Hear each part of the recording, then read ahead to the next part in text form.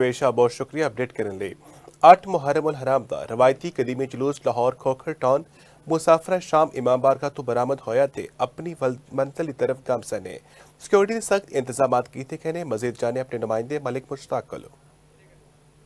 मैं इस वेले मौजूद हाँ 8 मुहर्रम उल हराम के कदीमी ते रवायती जलूस जेड़ा लाहौर बंद रोड खोखर टोन इमाम बारगाह मुसाफिरा शाम तो बरामद होके अपने मुकर्रर रास्ते के उत्ते गामजा ने तुहानूं दसदा चला कि रूट की सिक्योरिटी के हवाले नाल सख्त इंतजाम किए गए हैं। हर पासे खारदार तारां ते टेंट ला के रूट के वाल आने वाले सारे रास्ते बंद किए गए हैं। पुलिस ने मखसूस रस्तियां तो ही सिर्फ रोगनीन नूं अंदर आने की इजाजत दी गई है। ते एक गल तुहानूं होर दस्सां कि पूरे रूट के उत्ते ठंडे पानी दी सबीलां लाईयां गईयां ने, लंगर का इंतजाम किया गया ते पूरे रूट के उत्ते मोमनीन जिहड़े ने मातमदारी ते नूहोखानी करदे पे ने।